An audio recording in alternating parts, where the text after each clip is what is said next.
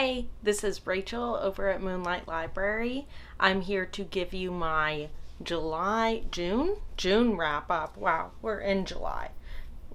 Okay, so how many books did I read? 1, 2, 3, 4, 5, 6, 7, 8, 9 books. One of which I did talk about in last month's wrap up, but you know what?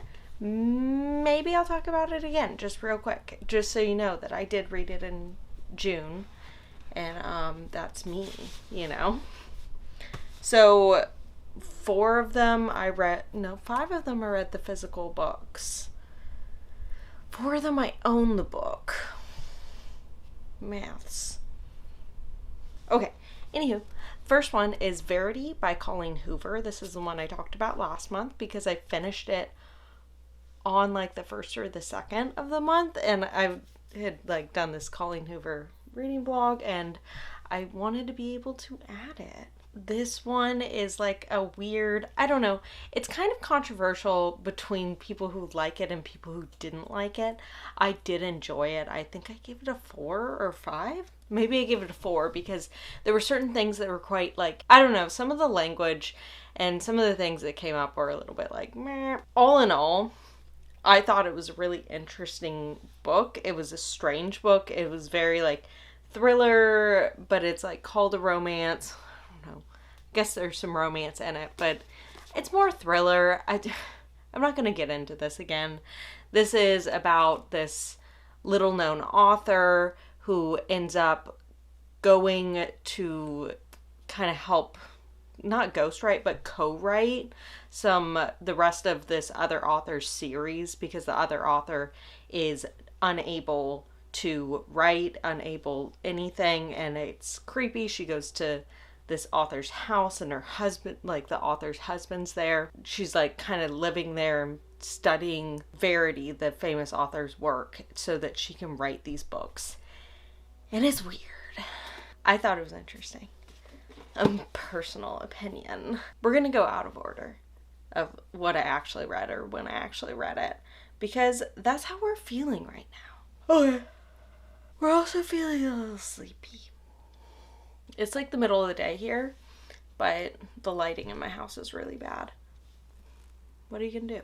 Next up, maybe I should go in order. We're just gonna do whatever we feel like doing. I just spent a lot of time today going through all the books I bought so that I can do a book haul, and it is so much. My brain is like, Mah. So the next book is 3 Body Problem by Cixin Liu. This book is crazy. It's science fiction. It's freaking wild. It's the best book I've read this year. It got 5 stars. It took me a while to read because it is dense. There's a lot of physics, there's a lot of math, there's a lot of like just science in general, astrophysics, everything. So if you're not interested in those sorts of things, you might not like this book. At a point it kind of reads like The Ring, at another point it reads like Ender's Game. It is crazy. It's kind of like figuring out your own morality as well, like playing with the idea of like worth. I loved it so much, and I think everyone should read it. I really want to read the rest of the trilogy, but I've heard that the second book is kind of hard to get into because I think the translation's not very good because this is Chinese sci-fi, and whoever translated this one, great, Ken Liu, but the second one I heard was like, meh, so we'll see. I've already bought the rest of them because I got so excited while reading this. Then it took me forever to read because I was in a very long reading slump. Bloop, bloop, bloop. 5 stars. Where did I put the other book? So next up, let's go back. So In My Dreams, I Hold a Knife by Ashley Winstead. This one, we have an unreliable narrator. It is a mystery book, and you're following this girl who goes back to her college for like a 10-year reunion, and something is amiss because when they all left, like, someone had been murdered in their friend group. Yeah, one of their friends in their friend group was murdered, and it was blamed on this one guy who it turned out it was not. You know that from the beginning. But everyone still kind of, like, suspects him, but it is crazy. This book is like twist upon twist upon twist. This book is reveal upon reveal. You are just like along for a freaking wild ride of these like old friends that none of them really talk to each other anymore, kind of figuring out who done it. It's kind of it turns into a locked room mystery at a point. It is out there. There are points where I was like, this isn't happening. This is too crazy. Too crazy. But it was. I gave that 4 stars because 'twas good. The next one that I read was The Graveyard Book by Neil Gaiman.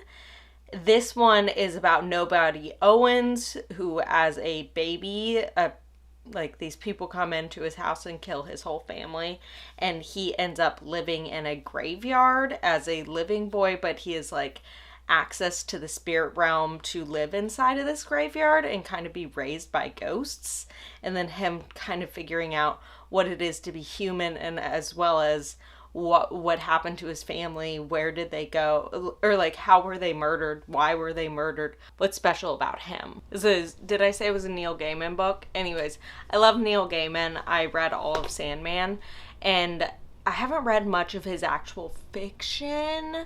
I've only read The House Across the Lake. No, The Ocean at the End of the Lane. Wow, that was in no way correct. Let's keep it going. Snap snaps. Okay, I'll talk about a physical book again. So I read the first book in the Sweep trilogy. This is like 18 books or something in this series.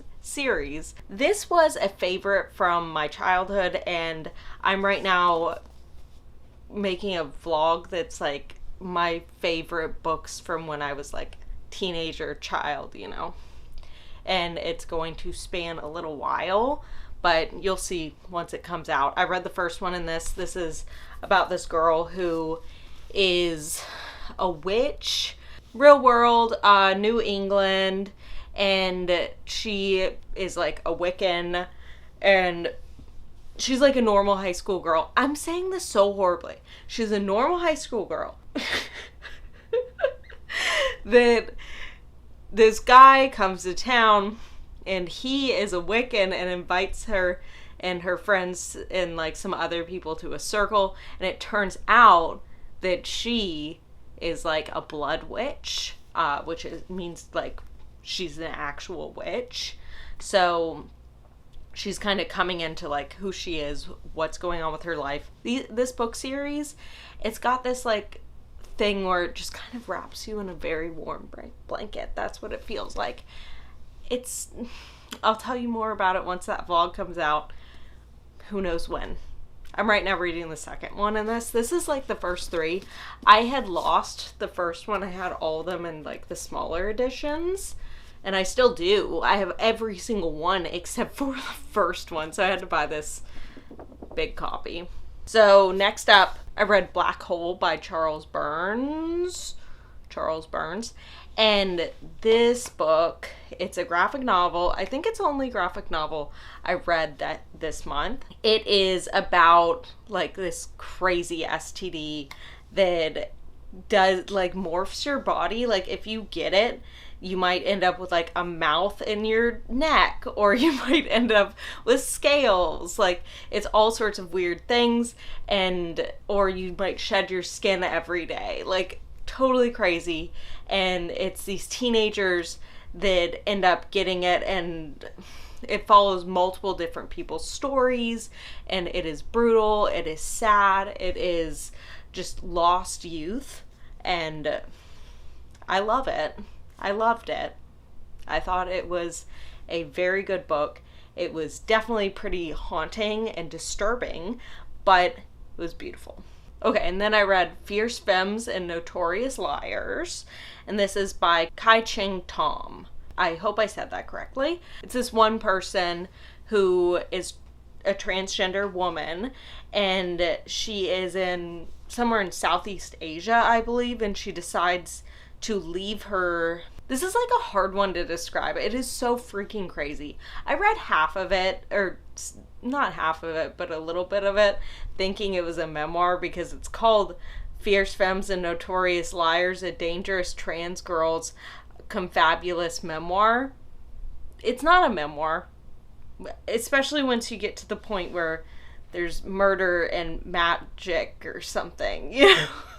Like, there are things happening that I'm like, wait a second, this isn't a memoir. I thought it was beautiful. It's gritty. It is about, how do I even talk about this book? It is so freaking crazy. It's all over the place. I mean, it was a good book. I gave it 5 stars. It was great. It was just so freaking crazy. She's a kung fu expert. She runs away from home and she's living on the streets with other like trans women. And then they start doing vigilante stuff where they're like killing transphobes, and it is crazy. The whole book is crazy. I don't even know what to say. Like, I can't even talk about this. This is like something you would have to read if you want to know what it's about. Like, okay. So the next one is The Seep by Chana Porter. This one is kind of a love story, definitely a science fiction story, a story of mourning, of loss. We're following Trina, who's a trans woman, and she has just lost her wife due to the alien invasion of the Seep, and the Seep is something that, like, it's kind of like an alien where you accept it into yourself and it can, like, change you, or, like, you can do what you want with it. And, like, I don't know how to explain this. Our main character is kind of coping with the fact that her wife has decided to embrace the Seep and has become a baby. I gave it 5 stars because it was, like, it was crazy, and, like, the idea of, like, acceptance and loss and stuff like that was very strong, and it was a beautiful story.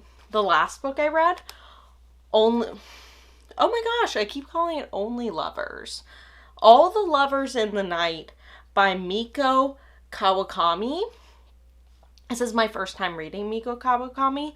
I've been wanting to read Breast and Eggs, but I read this one for my book club, and it was very good. So we're following Irie, and Irie is just kind of like has nothing in her life, very boring, very like nothing. She ends up befriending this girl that she's doing some like freelance work with, and this girl is like kind of in charge of her freelance work. That's Hajiri. Hajiri kind of emboldens Irie to step out of her comfort zone to become just a freelancer for this company, and Irie starts to actually embrace like life and living, and figures out that the world's more than just her bedroom. And at times it is so like I can't handle some of the stuff that Irie's doing. I was getting enraged and like embarrassed, like secondhand, so much cringe, hardcore cringe in this book. But I freaking loved it, and now I'm reading her other book, Heaven, which I'll talk about probably next time. I gave it 4 stars though. Wow. I would definitely suggest it. That is it for today. I read 9 books this month, and we'll see how many books I read next month. I feel like I want to do a little TBR thing, even though I did a summer TBR, but who cares? Let me know what you think. Okay, thank you for watching. Be sure to subscribe to my channel, like, comment, whatever. Tell me what you've read in July or anything. Bye.